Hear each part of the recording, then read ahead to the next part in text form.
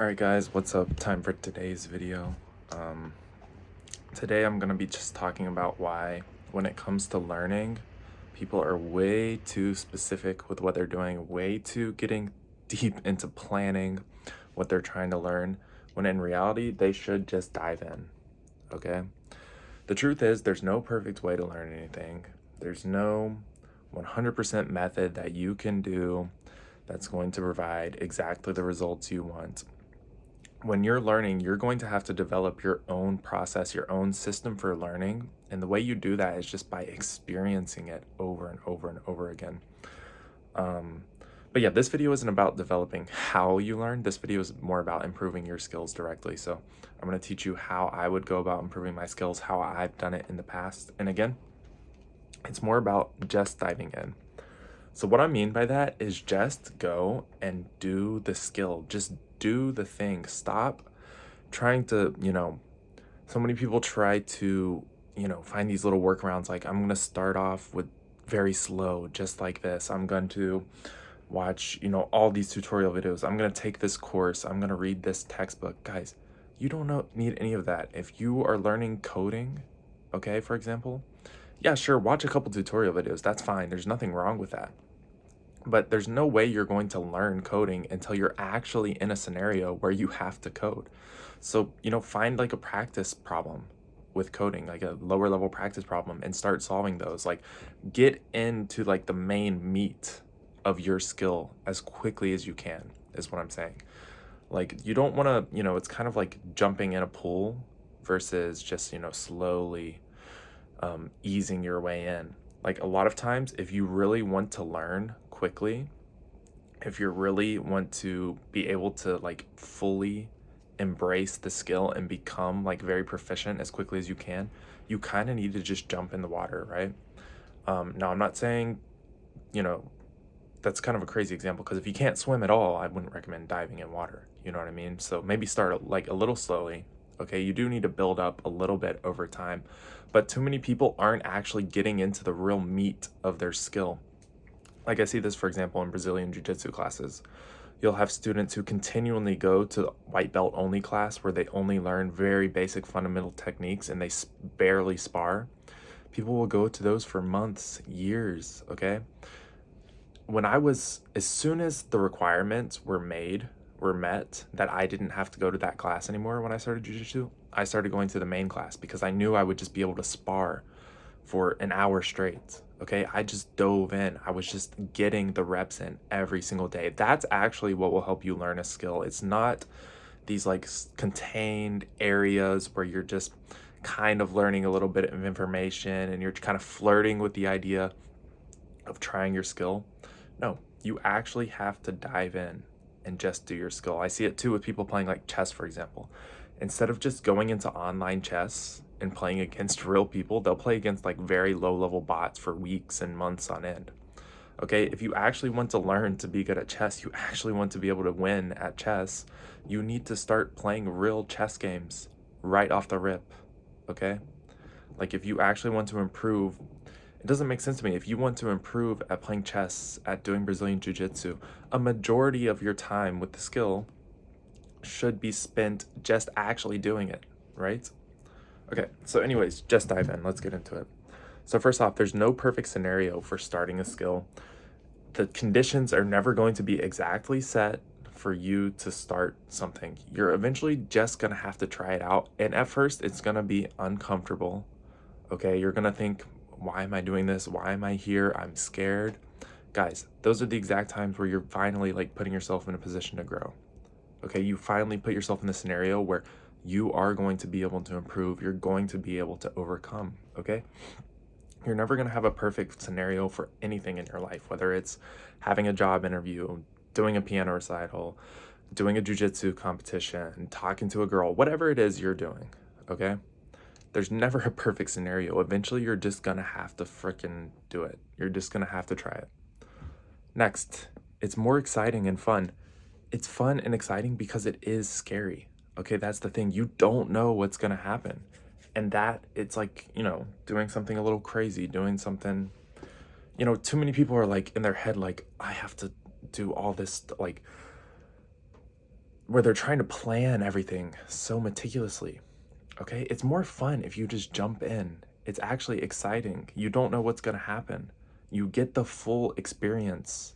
Okay, whether it's good or bad, you get the full experience, and you can actually gain so much from it because it's like you're actually in there, you're actually doing it. Okay, that's what makes life, at least for me, fun, is actually getting in there and actually doing it.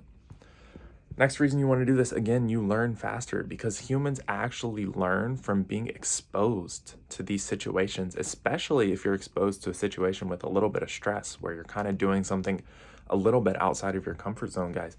That is going to open your brain up to actually changing, to actually improving. If you're learning, for example, Japanese or a language, and you're spending over a year on a beginner textbook, trying to go through a beginner textbook, guys, you're not going to make that much progress.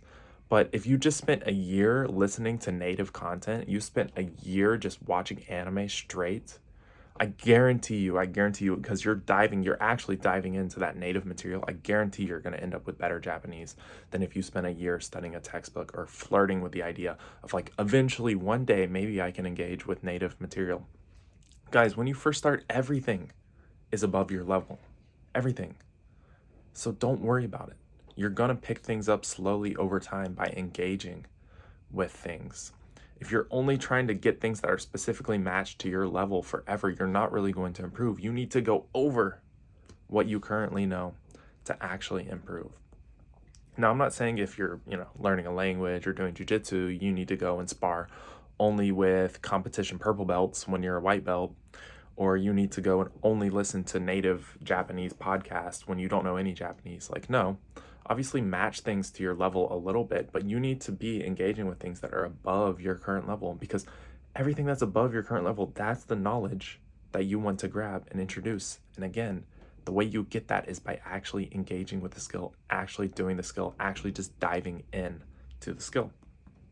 Next up, this is going to get you out of your head and into the moment, because when we're learning effectively, we are engaged with the present moment. We're very focused on whatever it is we're doing. And when you put yourself full force into something, whether it's going to a chess tournament for the first time and playing a chess tournament, doing a jiu-jitsu competition, or in jiu-jitsu, not going to a beginner class and going to the advanced class for the first time and sparring with somebody who's actually good at jiu-jitsu, or if you're playing a video game, just going into a ranked match and playing a video game, that's going to force you out of your head, because it's going to force you to focus on the present moment. And when you focus on the present moment, that's when you actually start to learn, guys. When you're dove in and focusing on the present moment. All right, next up. You can't just do your skill, right? This advice is good. You should spend most of your time just diving in, doing your skill. But you also need to analyze, but you don't need to analyze before you do the skill. People are doing this backwards, guys. Your analysis comes after you do the skill. Let's think about why. It's because if you analyze before you do something, you have no context for what that thing is actually like, okay? As soon as you try something and do something, then all of a sudden your brain has some level of context for any information you give it, analyzing later, right? But if you analyze first, you don't have any points of reference for all this information. Okay, go do your skill, get that context, get the points of reference, and then when you find little points when you're doing your skill and you're like, I didn't know what to do in that situation, go and analyze and find information on those points. Okay, just learning like random things and then trying to do your skill after makes no sense. Do your skill, find where it went wrong, what went well, and analyze after. Okay, again, it's like language learning. Too many people sit and they try to learn grammar for ages and ages, and then when they hear that grammar in an actual conversation, they have no idea what it means, even though theoretically they should know what it means. Well, imagine you did this. You're listening to Japanese or you're listening to a language and you keep hearing the same thing over and over and over again. All of a sudden you have a connection to whatever you were just hearing over and over again. Like you have some kind of context. You're like, okay, it keeps popping up here, here, and here. And then you're like, okay, what does that mean? You go and analyze it. And now suddenly you have enough context to where in one shot you've understood that grammar. And now you're going to start to understand that grammar way more. Instead of trying to learn that grammar out of context. when you don't even hear it in an actual conversation. Like, people are learning these like rare, nuanced grammar that they never hear in an actual conversation. And it's like the one time when it does come up in a conversation, you're probably not going to remember it, right? But if you start to listen to really advanced native level content or whatever, and you start to notice those nuanced grammar points and you think, what does that mean? And then you look it up, the chances that it actually sticks in your brain are much higher.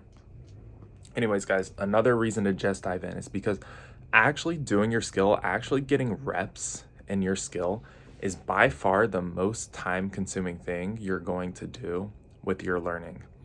Okay? Like, yes, studying and analyzing, that's going to take time too. Don't get me wrong, but actually doing your skill, actually just getting the thousands of hours engaging with your skill that it takes to actually become proficient is really the most important thing, guys. Because again, it just takes the longest time. Like, for learning a language, there's just no escape from listening and reading that language for thousands of hours. No matter how many grammar books you study, no matter how many, books you read about learning Japanese, until you've actually sat and just listened to the language and engaged with the language for thousands of hours, you're not going to become good. You're not going to become proficient. So you truly have to dive in and just expose yourself to these things. And doing that takes a long time. And that's why you need to start from the beginning, right off the rip. You should consistently be exposing yourself to that skill, okay? In like an actual real scenario.